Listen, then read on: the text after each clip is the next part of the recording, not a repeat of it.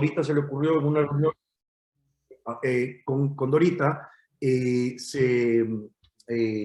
una reunión en el IEP, estábamos Franklin López, Dorita y yo, y Dorita dice, pero ¿y por qué no? O sea, eliminamos al intermediario y nos vamos directo a la dolarización.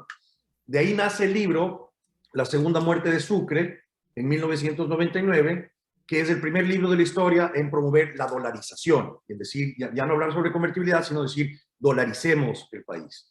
Entonces, y ahí empieza la crisis financiera. Y entonces yo ya había correspondido muchísimo con el Banco Central desde el 95, precisamente desde el 94, cuando publicaron un estudio que justificaba instalar las bandas cambiarias. El Ecuador instaló ese sistema, a pesar de mis objeciones, obviamente, 14 días antes de que México abandone su sistema de bandas cambiarias y se dé el tequilazo de 1994. Entonces, mis ideas de la libertad son básicamente de cuna, te diría, pero uno se da cuenta muy claramente que en la propiedad privada, en manos privadas, tiene muchos mejores resultados en términos de bienestar y satisfacción que a través de un gobierno, y peor un gobierno autoritario como el que fue el de Correa. Bien. Claudia.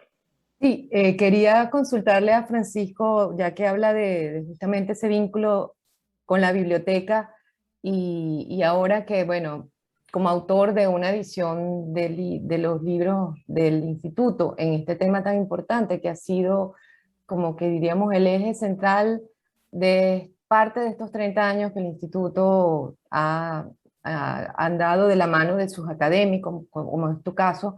Es decir, ¿en qué medida este ejercicio intelectual, ¿no? Digamos, que es un poco distinto a lo que es la formación hoy día, pulió tus conocimientos y acentuó tus herramientas para, bueno, para llegar a ser el experto en monetaria que hoy eres y el consultor en estos temas? Que bueno, que de hecho lo vamos a leer en el libro, donde se plantea además que también quisiera que nos hables un poco de por qué se considera la dolarización, no más allá de lo que es el ejercicio de una institución, o sea, porque tú la asumes como una institución irreversible y perfectible. Entonces, háblanos un poco de ese proceso tuyo en cuanto al vínculo de los libros y luego un poco cómo abordas este fenómeno dolarizador. Ahí sí tengo que pasarle toda la culpa a Dorita. Los libros, o sea, ella fue evidentemente la que inmediatamente me dijo, lee esto, lee lo otro. Yo venía de una formación, evidentemente, primero, o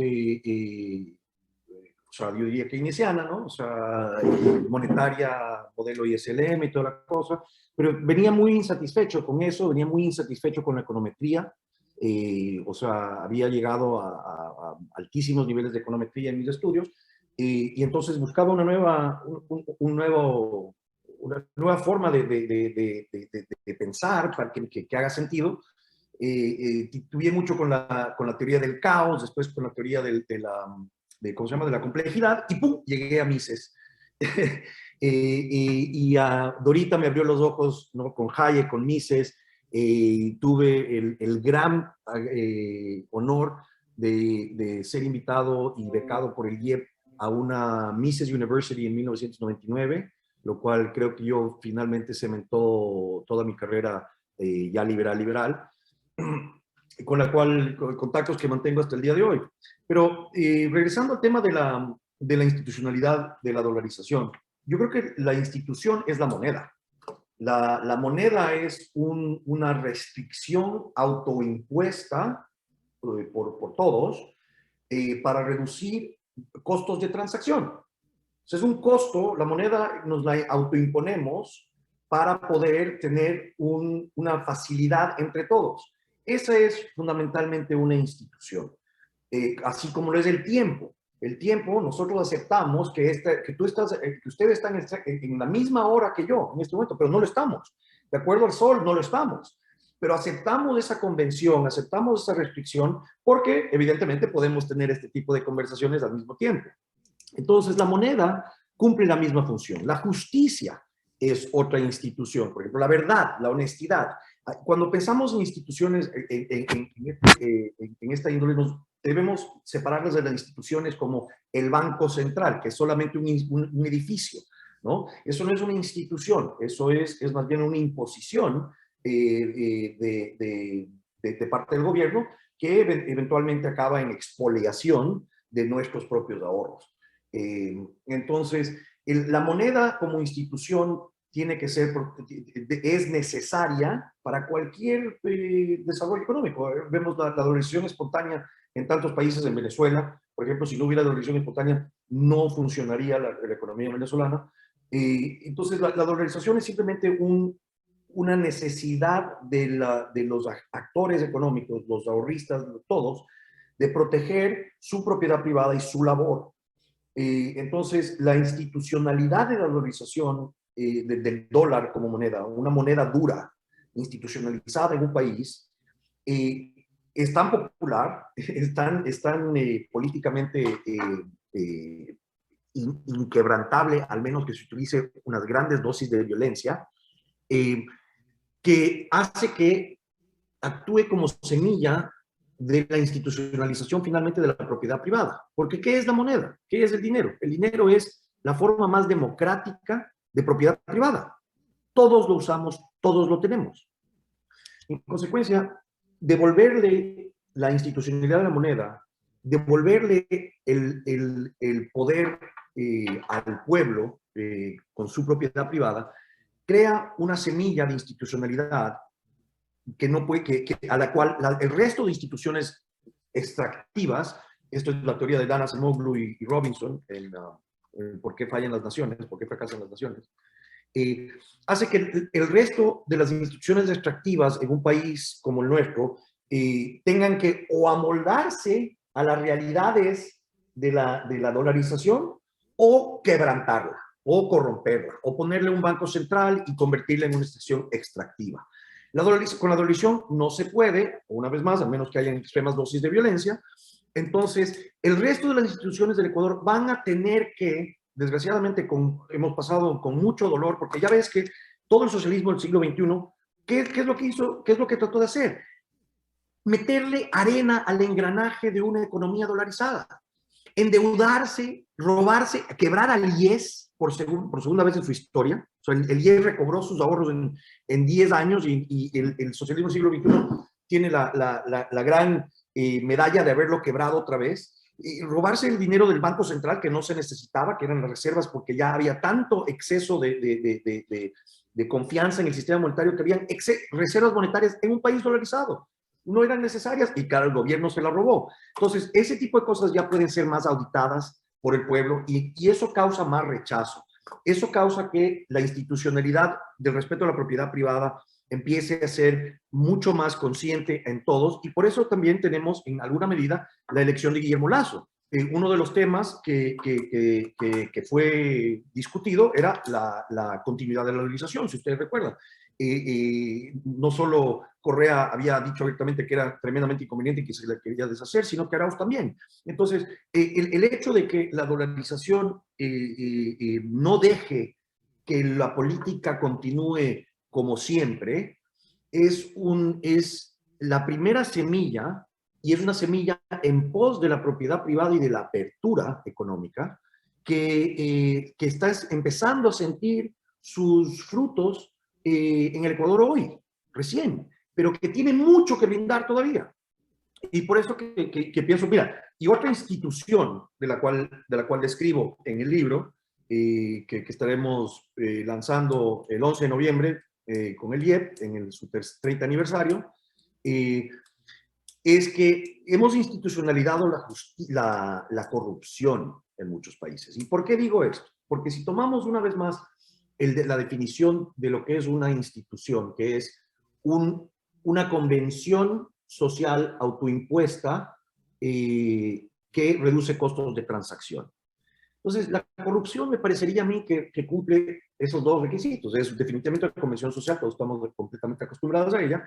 Y segundo, reduce los costos de transacción. Si mañana fuéramos a eliminar la corrupción, los sobrepagos, las coimas, para las colitas, en los trámites, etcétera, etcétera, en el Ecuador, en Colombia, en Perú, en Venezuela, donde tú quieras, si mañana elimináramos ese componente, la economía se paralizaría completamente. Los costos de transacción subirían exorbitantemente. En consecuencia, desgraciadamente, la corrupción la podemos considerar que está institucionalizada en el país. Entonces, al tener una institución que defiende la propiedad privada y para o le pone una gran barrera al abuso político, y tenemos que verdaderamente buscar que más instituciones vayan hacia ese mismo principio de libertad, apertura y respeto a la propiedad privada para complementar y verdaderamente sentir todos los frutos de un sistema monetario inamovible. Inamovible, al menos que estés dispuesto a sacar las Fuerzas Armadas de las calles, a bayonetazos y a golpes, meter a la gente a que no hable. Francisco, en el libro, en tu sección, hablas del trilema económico. ¿Pudieras explicar esta parte? Claro. El trilema económico o el modelo Mundell-Fleming es muy conocido en la economía porque plantea que un país tiene solo tres posibilidades de política. Las tres posibilidades, y no puede ejercer ninguna de esas, no puede ejercer las tres condiciones, no puede satisfacer esas tres condiciones a la vez. Las condiciones son apertura de capitales, o sea, tendría que ser un país que esté completamente abierto a que los capitales fluyan. La otra condición es, puedo mantener el tipo de cambio fijo o flexible, o sea, manejar el tipo de cambio. Y la tercera condición es la soberanía monetaria. Entonces, si tú quieres tener soberanía monetaria con libre flujo de capitales y al mismo tiempo mantener el tipo de cambio fijo, vas a quebrar. Ese es el resultado del trilema. El trilema nos dice que esas tres condiciones no pueden ser satisfechas simultáneamente. Una de ellas tiene que dejar el gobierno y no poder manejar. En consecuencia, te quedan tres opciones. Tipo de cambio fijo con apertura de capitales, que es lo que hace Panamá. Tipo de cambio fijo con soberanía monetaria, que en una dolarización, ya vamos a entrar un ratito, ese es lo que está haciendo el Ecuador, pero lo voy a calificar en un momento. Y tienes apertura de capitales con soberanía monetaria. Eso es México, por ejemplo, o El Salvador, ¿no? Entonces, este trilema, que ya ha sido comprobadísimo, que es tratar de manejar las tres simultáneamente, es lo que ha causado todas las crisis financieras desde los 70, y yo la califico con lo siguiente. La dolarización no es un tipo de cambio fijo. No hay tipo de cambio. Eliminas completamente la capacidad de poder eliminar el tipo de cambio como una política que tú puedes manejar. Esa política ya queda fija. Ya el gobierno dolarizado oficialmente solo le quedan dos caminos: o la apertura de capitales o la soberanía monetaria. Y aplicar una soberanía monetaria sobre la soberanía del pueblo es violencia. Es completamente contrario a aceptar lo que el pueblo quiere. Entonces, la soberanía monetaria con dolarización es lo que Correa trató de mantener, ¿sí? Y lo pudo mantener porque tuvo petróleo. Pero ya no se puede mantener ese esquema. El trilema económico se colapsa completamente cuando entramos en un esquema de dolarización oficial. Ya no hay tipo de cambio, ya no existe tipo de cambio. Consecuentemente, ese eje se fija y el país solo tiene dos opciones, una de las cuales es completamente absurda y contraria a la tesis de una dolarización oficial.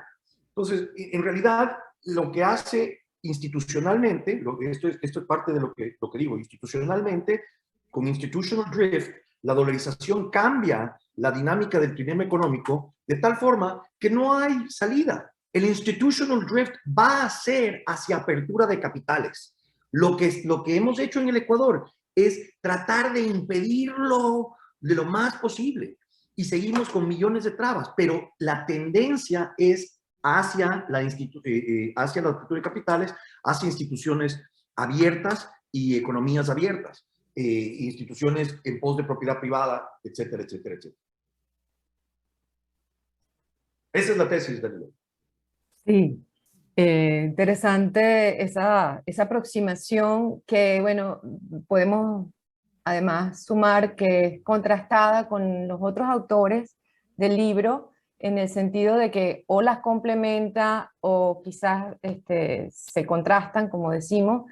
Es un libro que suma 3 autores, es un libro que pueden ustedes ubicar a partir del día jueves en la cadena de distribución de la editorial de la Universidad San Francisco de Quito, quien es nuestro coeditor conjuntamente con la Fundación Atlas.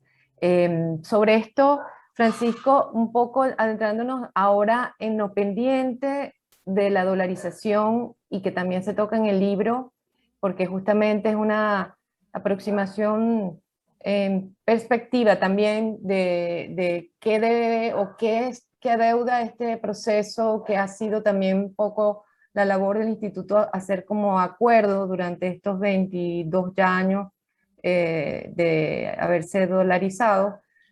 Prácticamente estamos cerca de enero. Entonces, ¿cuáles serían esas materias pendientes? Si nos puedes tú dar Bueno, tu mirada sobre ello. como sabes, en el foro de libertad y prosperidad hemos priorizado 5 ejes, ¿no? La reducción del Estado, o sea, es imperativo. El legado del socialismo del siglo XXI es un andamiaje burocrático que crea lo que llamo el cálculo de la burocracia. ¿Qué hace la burocracia? La burocracia crea trabas para venderte la solución a las trabas. Entonces, el burócrata no añade en la riqueza, sino que quita 1, ¿sí? Entonces, un burócrata en nuestra sociedad, un negativo 1 en productividad. Un productor, o sea, otra persona, un positivo en productividad. En esta sociedad de un burócrata y un productor, tenemos 0 producido y 2 personas que alimentar, ¿sí? Porque el uno quitó una unidad de cuenta y el otro sumó una unidad de cuenta. Entonces, el cálculo de la burocracia es que para cada burócrata necesitas por lo menos un productor para compensarlo. Y luego necesitas otro siguiente productor para que tengas una unidad de productividad en la economía que se puedan distribuir los 3, ¿sí? Esto es, desgraciadamente, el cálculo de la burocracia. Ahora, el cálculo de la burocracia puede ser potencializado al revés. Cuando el cuadrito que les estoy presentando, ¿no? Está una persona con un -1 de productividad, otra persona con un +1 de productividad y otra persona con un +1 de productividad.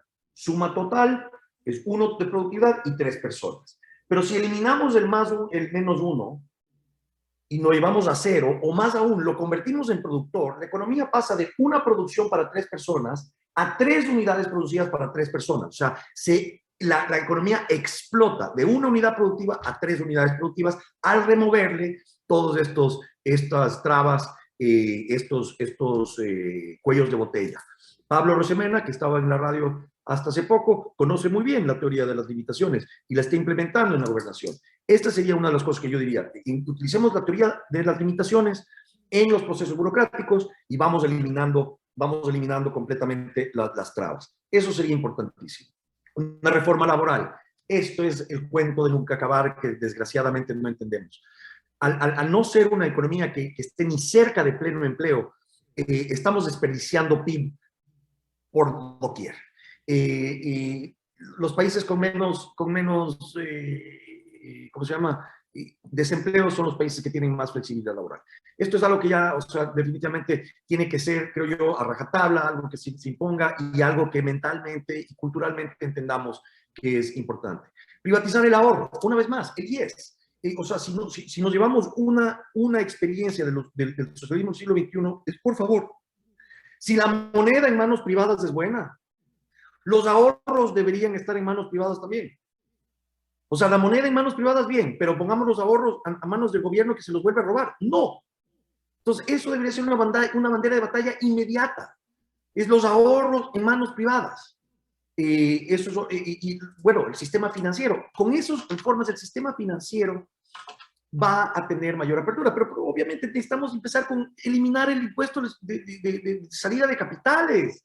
O sea, si no tomamos ninguna acción, ni siquiera una acción tan mínima como la eliminación de un impuesto de salida de capitales, ¿qué señales le estamos mandando al mercado de que estamos alineados con un sistema monetario como la de la inversión? Ninguna, ni una más mínima señal estamos mandando al mercado si es que no tomamos medidas tan ridículas como un impuesto de salida de capitales que financió $1,000 millones en un año, con lo cual, si es al 5%, tuvieron que salir 20,000 millones. Entonces, es verdaderamente, y esos 20,000 millones no quieren volver a pagar 5%, entonces la mayoría se queda fuera. Es pues una medida que debería ser, que si queremos que el sistema financiero se internacionalice, esta sería una gran medida para tomar para hacerlo, porque eso es lo que necesitamos, es apertura comercial. Entonces, yo pienso que el gobierno debería tomar al Big Mac Index como uno de sus índices para medir su eficiencia. Deben bajar los costos en el Ecuador. ¿Por qué? Francisco, Porque el Ecuador está caro por impuestos y por burocracia. Francisco, disculpa, ¿te parece si conversamos este punto en el siguiente segmento? Nos tenemos que ir a un breve corte comercial. Francisco, en el último segmento referías que el presidente debería empezar a usar el Big Mac Index como un indicador para su política. ¿Pudieras desarrollar este punto? Claro, Danilo, ¿cómo estás? El Big Mac Index es simplemente lo que llamamos un proxy, una medición, porque es los mismos ingredientes en general, excepto algunos, que se entregan en diferentes lugares en el mundo, donde se venden Big Macs. En consecuencia, nos mide una diferencia en lo que se llama Purchasing Power Parity, el poder adquisitivo en paridad, que no debería, es decir, entre monedas, todas las monedas deberían poder comprar una canasta de bienes y servicios similar, de acuerdo a su poder adquisitivo, ¿verdad? Entonces, si el Big Mac, traducido a dólares en Moscú, es comparable con el Big Mac que se vende en Nueva York, es comparable con el Big Mac que se vende en Berlín, es comparable con el Big Mac que se vende en Bogotá, que se vende en Lima y que se vende en Quito, ¿no es cierto? Y en Guayaquil. Entonces, podemos hacer una comparación de un bien bastante homogéneo, que se vende en diferentes lugares en el mundo, y sus relativos precios. Lo que encontramos es que el Ecuador tiene la Big Mac más cara no solo de Latinoamérica, sino que comprar una Big Mac en el país es como comprar una Big Mac en Londres. Es el equivalente en costo. Entonces, ¿qué pasó? ¿Quebró McDonald's en Ecuador? No, sigue vivo. ¿Eso qué te dice? Que los ecuatorianos tenemos poder adquisitivo. No te estoy diciendo que todos, es una ínfima parte de los ecuatorianos que pueden comer Big Mac, pero necesitamos un índice que nos diga, que nos guíe, que sea medible, que no sea puesto por burócratas, a la final, que nos guíe que estamos yendo en la dirección adecuada. Entonces, tener la Big Mac al precio de Londres, yo creo que la política podría ser, vamos a tener la Big Mac al precio de Bogotá, ¿no es cierto? Vamos a bajar la Big Mac a precio de Bogotá, eso es algo medible, eso es algo que se puede ver. ¿Por qué? ¿Y por qué es tan simple? O sea, y el ejemplo es bueno porque, o sea, es tan simple como traer Big Macs de Bogotá. O sea, con eso baja los costos, o de lugares donde tienes Big Macs más baratas, que es que en Lima. ¿Por qué no es eso factible? El problema es que el Ecuador tiene fronteras relativamente cerradas. El proceso arancelario, el proceso tributario, hace que sea absurdo poder tener un purchasing power parity con el dólar ecuatoriano. Pero lo que sí te dice ese Big Mac Index es que el ecuatoriano tiene muchísima capacidad de ahorro y de consumo. Si nosotros bajamos el Big Mac Index, ese dinero que no se están gastando en Big Macs va a ir al ahorro. El ahorro va a potencializar las inversiones en capital.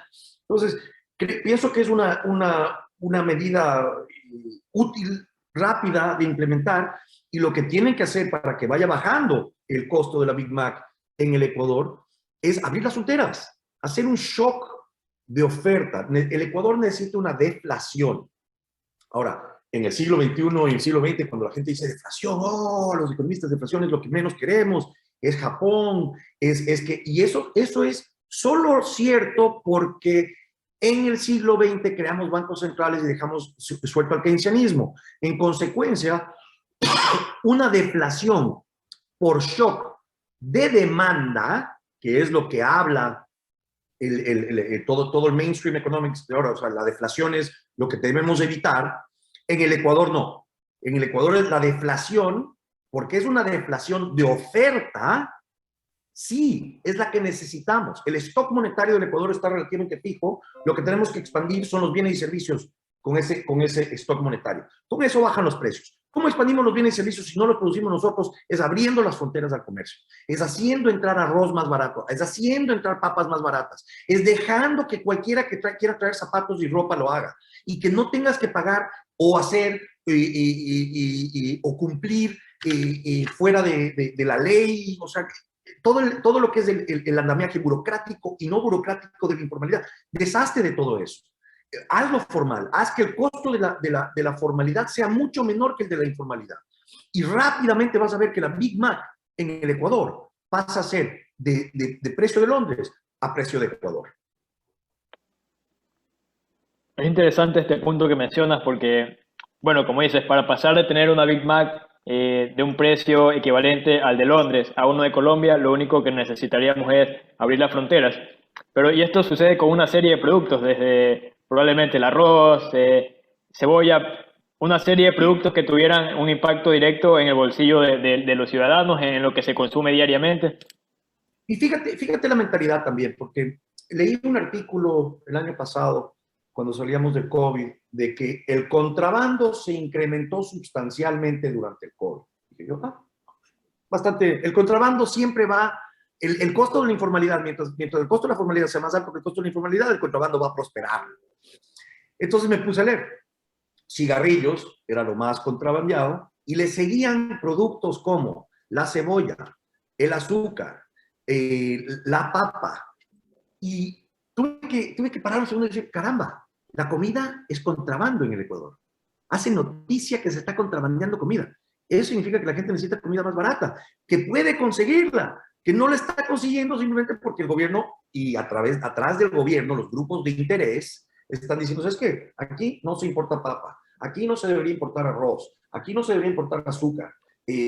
O sea, si tú importas azúcar en el Ecuador, maíz, olvídate el maíz, trigo. Industrial Molinera es dueña del 80% del trigo importado en el Ecuador. Y las cuotas de importación de trigo ecuatoriana son en bases históricas y fijadas por el Ministerio de Agricultura. Entonces, cada pan que consume el ecuatoriano está pasando a través de un cartel monopólico que impone sus impuestos. Entonces, no es solo el gobierno, es también el crony capitalism que tenemos en el Ecuador, que hace que la tesis sea absolutamente o sea, fácil de vender, de que los capitalistas nos están robando, cuando los capitalistas verdaderos son los taxistas, los carameleros, la gente que está poniendo su capital humano en la línea para poder comer. Y a ellos es lo que le estás, a los millones y millones de ecuatorianos, los que les estás quitando arroz barato, papas baratas de su menú. ¿Por qué? Porque simple y llanamente quieres alimentar una burocracia y tienes unos grupos de poder que están más que dispuestos a alimentarla. Muy bien, eso nos abre un poco al tema siguiente importante que queríamos tocar contigo y del cual también serás protagonista, es el encuentro Más Ecuador, Más Mundo, que va a tener lugar este 11 de noviembre en Guayaquil. Es un encuentro internacional donde expertos, entre ellos Francisco Salles, van a abordar, digamos, distintas temáticas referidas a cómo avanzar hacia ese ideal de colocar más Ecuador en el mundo. Eliminar fronteras, hoy que además es un día emblemático porque pues, el 9 de noviembre cayó el muro de Berlín, hace 32 años. Entonces, digamos, moviéndonos en estas fronteras que siempre permean, aunque le pongamos los limitantes que sean, ¿cómo crees tú que estos posibles acuerdos que están en tránsito, como las relaciones comerciales con Estados Unidos, o bien el que ingrese finalmente Ecuador a la Alianza del Pacífico, nuestros dos países hermanos que comentas, Perú y Colombia, siempre llevan la ventaja a la hora del contrabando o del comercio oficial.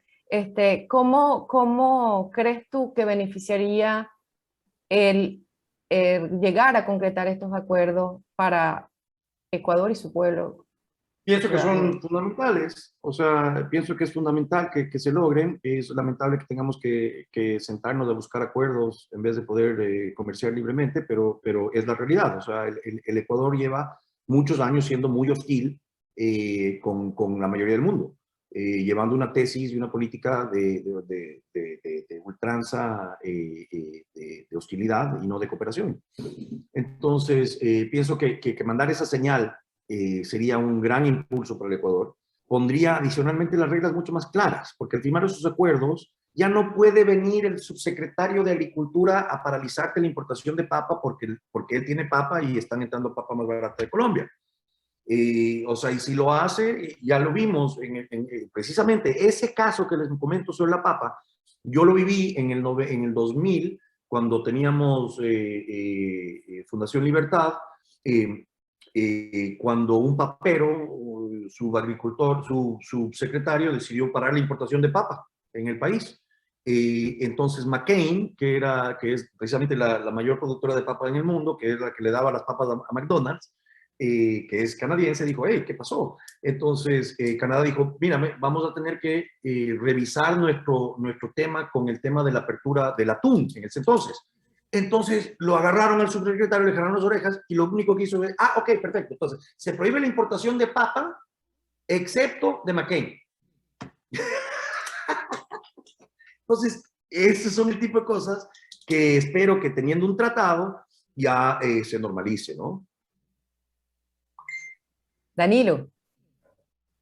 Sí, Francisco, y tú, bueno, mencionabas como los puntos pendientes de la dolarización, que es un tema que varios autores tratan en este libro. Ya mencionabas las 5 reformas del Foro Libertad y Prosperidad. Sin embargo, te quisiera preguntar, ¿cuál crees que es esa reforma que pudiéramos considerar como una segunda dolarización en cuanto a su significancia para la economía nacional? ¿Cuál crees que sería esa siguiente reforma significativa en prioridad que Ecuador pudiera llevar a cabo? Me la pones difícil, Danilo. Yo te diría que tal vez la consecuencia a más largo plazo se daría si eliminamos la obligatoriedad del voto. La democracia ya de por sí está bastante golpeada como tesis y la ignorancia racional es algo que definitivamente conocemos todos los economistas. Entonces, obligar a la ignorancia racional a ejecutar sus preferencias es un error en una sola dirección, hacia abajo, hacia la mediocridad, hacia el populismo. Entonces, creo que eso sería francamente lo que se podría hacer. Yo privatizaría el ahorro, armaría un ministerio y en gran medida ad honorem para desministrizar, para definitivamente desburocratizar los ministerios y buscar formas de que los procesos se hagan streamline, que no haya muchos menos cuellos de botella en todo. Privatizar el ahorro, o sea, aprender de que el socialismo del siglo XXI o cualquier otro gobierno, izquierda o derecha, si tiene un botín del cual echarle mano, le va a echar mano. Gracias a Dios ya no tienen Banco Central para reventarnos con botín diario como lo hacen en Venezuela. Pero vemos que el autoritarismo llega a donde tiene que llegar y como no pueden seguir subiendo impuestos, se roban el Banco Central, se roban el IES, se roban el ahorro de los ecuatorianos de enfrente de los ecuatorianos, algo completamente visible, ya no son sucres devaluados, son dólares, eso nos da la dolarización y nos quedamos impávidos. Eso es el otro problema del Ecuador. No hay consecuencias, hay impunidad. En consecuencia, no podemos tener un crecimiento si no hay consecuencias a los actos tan anticooperativos como robarse el ahorro de los ecuatorianos. Entonces, cuando no hay consecuencias, cuando hay impunidad, no mandamos ninguna señal de corrección. Pero la dolarización nos da la gran posibilidad de que haya consecuencias y haya impunidad. Les doy otro caso. ¿Ustedes se acuerdan de la carpeta secuestro? donde Correa, la inteligencia nacional, y mandó a secuestrar, y claro, no le pusieron al file ningún mejor nombre que secuestro. Entonces, ahí están los gastos que se dieron de la presidencia. Y ya no son sucres, ya no son, uy, sí, le dio 50 millones de sucres que ahora son 10 pesos. No, son dólares. Eso es lo mismo con el IES. Son perfectamente auditables porque tenemos la dolarización, tenemos la forma de hacerle rendir cuentas a los responsables de los actos. La dolarización no permite que a través de la inflación nos pasen un impuesto y nos devalúen y se roben los ahorros. Ya sabemos quiénes son los ladrones. Vamos atrás de ellos, que eliminemos la impunidad y reduzcamos el Estado. Y obviamente que como medida la apertura, o sea, la apertura radical. Yo diría, 5% flat tax a las importaciones. Llamaría a Bezos, a Jeff Bezos, y diría, pana, ¿qué necesitamos? ¿Qué debemos hacer para que Amazon, o sea, aquí se distribuya? Y tú vas a ver cómo el Ecuador explota en riqueza. El rato que la gente pueda tener Amazon cayéndole a su casa en 3 días, oye, quiero manufacturar esto, pero necesito las botellitas. Tú sabes lo que es conseguir botellitas en nuestros países, o sea, y asegurarte que esa misma botellita la vayan a tener en la próxima producción. Es un quilombo. Y la botellita ya pagó IVA y pagó papá. Entonces, llamemos a Jeff Bezos, sentemos en la mesa y decir, que Ecuador tiene que ser un país en donde Amazon funcione. ¿Qué debemos hacer? Esas son mis sugerencias, que parecen radicales, pero la verdad requieren simple y llanamente de mucha voluntad política. La dolarización también en su momento fue una cosa llamada absolutamente loca. Tuve el gran privilegio de ser de los pioneros primeros, porque Dora supo mantener viva las ideas, y eso requería una convicción de recursos enormes, una biblioteca en ese entonces. O sea, mantener una biblioteca viva era un repositorio central del conocimiento humano. Entonces, yo debo ser coherente con eso y pedir que por favor en el Ecuador seamos coherentes con el ahorro, y eliminar la impunidad. No sé, yo te he dado varias ideas y puedo ser mucho más puntual en cuál deberíamos hacer, pero pienso yo que la apertura económica es la más fácil, la que va a tener mayores efectos duraderos, porque pienso que cuando los ecuatorianos empecemos a sentir riqueza en nuestros bolsillos va a ser mucho más difícil dar marcha atrás. Entonces, si no le metes gran riqueza en el bolsillo de los ecuatorianos de los próximos años, a través de devolverles sus impuestos, yo creo que tenemos una situación en la cual es business as usual, solamente cambió el gobierno, pero el sistema seguirá igual, con una dolarización sin apertura económica. Sí, justamente esto es parte de la inquietud del Instituto Ecuatoriano de Economía Política, llevar a la palestra de estas reformas como las que tienen mayor consenso, la apertura comercial, pero ampliándola más allá de lo que significa el intercambio de bienes, servicios, talentos, es el Abrir las motivo fronteras, por el, Claudia. sí, por Abrir las eso, fronteras. correcto, es el motivo por el que este jueves 11 vamos a estar reunidos en una jornada presencial, que es maravilloso, pues la primera en todo el 2021, por lo que ya sabemos de la pandemia.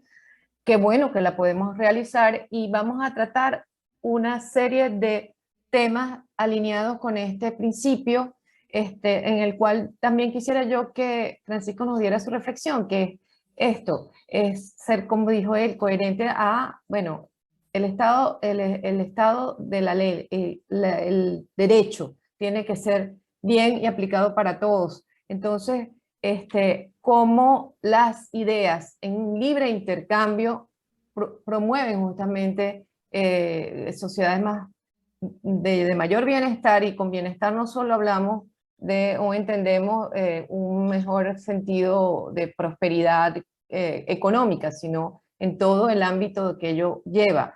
Entonces, el libre intercambio de ideas para generar sociedades de bienestar es el propósito de este evento, que va a tener además participaciones tanto virtuales como presenciales de una serie de expositores, que ya voy a darles un poquito más de detalle, pero sí quisiera que Francisco nos deje aquí también esa reflexión, que es el eje de este evento, bueno, que vamos a protagonizar todos, y igualmente esperamos que ustedes puedan acompañarnos de alguna u otra manera, este 11 de noviembre en Guayaquil, en el Hilton Colón. Francisco. La importancia de las ideas o sea, yo aprendí eso con Dora. O sea, eso fue realmente para mí, o sea, una idea, la dolarización, fue planteada y empecé con el proceso socrático a decir, bueno, es tan buena que voy a buscar gente más sabia que yo para que me diga en qué está mal, en qué, o sea, cómo estoy equivocado. Es justicia, es devolverle a la gente lo que el Banco Central le está intermediando. Y entonces, dentro del principio de qué es justicia y qué es verdad y qué es bueno para todos, es universal, y con el método socrático de preguntarle a todo el mundo, bueno, entonces, ¿qué otra alternativa? O sea, ¿y por qué está mal? ¿Qué es lo que te quita? Ah, me quita el poder de seguir inflando dinero. Bueno, pues enhorabuena. Entonces, el poder de las ideas, una ideíta que nació en el Instituto Ecuatoriano de Economía Política, logró coger, y lo dijo, ¿quién lo dijo? Lo dijo Voltaire, que no había fuerza en el universo más poderosa que una idea a cuyo tiempo le ha llegado. Entonces, así como la libertad en su momento, que fue refinada desde Locke, que fue aplicada clásicamente con Washington, que fue refinada luego, durante muchos tiempos fue romantizada, fue aplicada por Bolívar, una idea a cuyo tiempo le llegó. La dolarización fue lo mismo, y vi el poder de las ideas. ¿Y de dónde nacen las ideas? Las ideas nacen del orden espontáneo, ¿no es cierto? Así como la moneda, la dolarización. Los bancos centrales no son del orden espontáneo. Entonces, debemos ser muy cautos en pensar que algo que no nace del orden espontáneo esté ahora intermediando nuestra capacidad de poder y influyendo en nuestro cálculo de valor. Es verdaderamente preocupante esto. Entonces, ¿cómo pueden las ideas? Pues las ideas son extremadamente poderosas, pero primero tenemos que también tenerlas, conocerlas. O sea, cuando te comentaba sobre la biblioteca del IEP y la importancia, el valor que tiene, había que también tener el valor de ir y coger el libro, abrirlo, leerlo, de dormirse, volverlo a leer, digerirlo. Hoy tenemos el poder del Internet, pero el Internet nos da mucha información y muy poco criterio. Entonces, tenemos que en eso formar ideas y poder tener deliberación, porque los que no, ¿por qué le debemos dar el voto a gente que no quiere educarse sobre el bien común? Por ejemplo, eso es una idea, por más radical que sea, pero es algo que se debe poder discutir en lo que es un tema deliberativo y ponerlo claramente, a ver, ¿dónde están los beneficios para todos de que eso se dé? Esos son el tipo de foros que debemos siempre fomentar. Desgraciadamente, la polarización ha hecho que tengamos que discutir una vez más ideas tan puntuales como el conservadurismo versus el liberalismo. Sí, versus la fe mesiánica en un líder y o sea, el fin justifica los medios, o pensamos que el raciocinio es verdaderamente la fuente del mejoramiento de la condición humana. Entonces, desgraciadamente creo yo que en el discurso político mundial hemos dado gigantes pasos para atrás, pero en la pelea de las ideas no hay cómo claudicar. Es como pedirle a uno que deje de respirar. Yo no puedo dejar de pensar y estoy más que dispuesto a sentarme con mis tesis ante cualquiera, con honor y con respeto, pero no tengo por qué. Pero las ideas es donde nace el crecimiento humano. Y eso es el fundamento del liberalismo. El liberalismo, nosotros creemos en las ideas. Las ideas son de donde nace la fuente del mejoramiento humano. Caramba, qué gran idea. Demos el voto a las mujeres. ¡Qué gran idea! ¿Sabes qué gran idea? La esclavitud es nefasta para todos. No todos somos libres. ¡Qué gran idea! Son ideas los que han creado la luz eléctrica. Son ideas los que nos rodean absolutamente todo. Entonces, el poder de las ideas y cómo actuar éticamente en pos de un bien colectivo que se llama la tierra y la supervivencia de la especie, es algo que debemos elevar la conciencia lo más rápidamente posible. Y parece que no sería un tema para economistas, pero ¿quién mejor que nosotros? Tenemos que economizar nuestro mayor recurso, nuestro planeta. Y esperemos que no sean recursos escasos las ideas, y justamente este jueves vamos a tener mucho de ese intercambio de manera intensa. Libre y espontánea. Sí, señor. Es un encuentro, está fijado como un encuentro, no de desencuentro justamente, y tendremos participación destacadas como por ejemplo nuestro Álvaro Vargas Llosa, el periodista ensayista, quien nos va a hablar de la importancia del comercio, por ejemplo. Lo va a hacer de la manera virtual, no pudo estar acá, pero va a estar con nosotros. E igualmente va a haber, por ejemplo, un panel muy interesante sobre cómo estas ideas pueden mejorar y proyectar definiciones de tratados como de la Alianza del Pacífico. Allí vamos a tener a Joaquín Lavín, economista y política chileno. Van a estar los viceministros de la cartera de producción, Daniel Legarda y Lorena Conans. Va a estar el gobernador de Guayas, porque también los GATT tienen que ver con esto de el poder de intercambiar de manera abierta. Ya lo mencionó Francisco, lo que está haciendo la gobernación. Va a estar Pablo Arosemena Marriott, y va a estar el experto en zonas, zonas libres de intercambio, el hondureño Guillermo Peñapantin, por mencionar uno de nuestros paneles estelares de la mañana.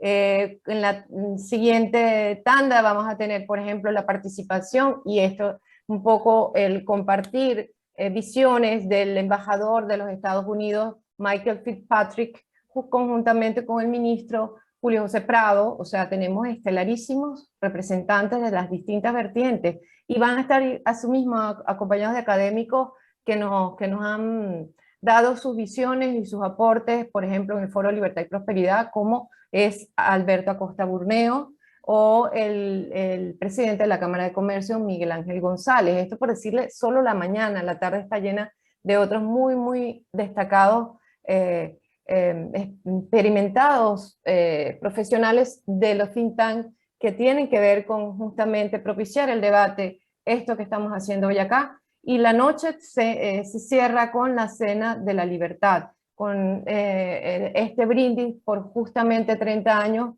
de buenas ideas y experiencias, y por qué no decir cómo también de los errores se ha aprendido en el Instituto Ecuatoriano de Economía Política. Le invitamos a todos poder consultar en nuestras redes sociales, muy fáciles de seguir, @IEEP Ecuador, IEP Ecuador. Allí tienen la programación completa, igualmente en la página del instituto, que es www.iep.org.es.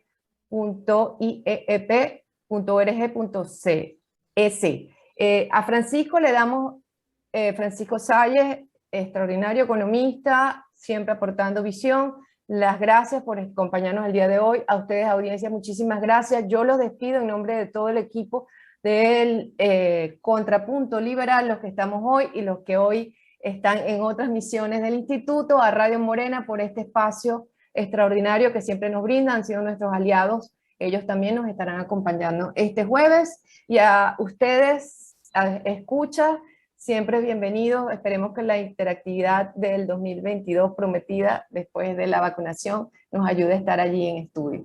Muchísimas gracias, feliz día, y estamos entonces encontrándonos en este canal. El siguiente es un espacio publicitario clasificación P, apto para todo público.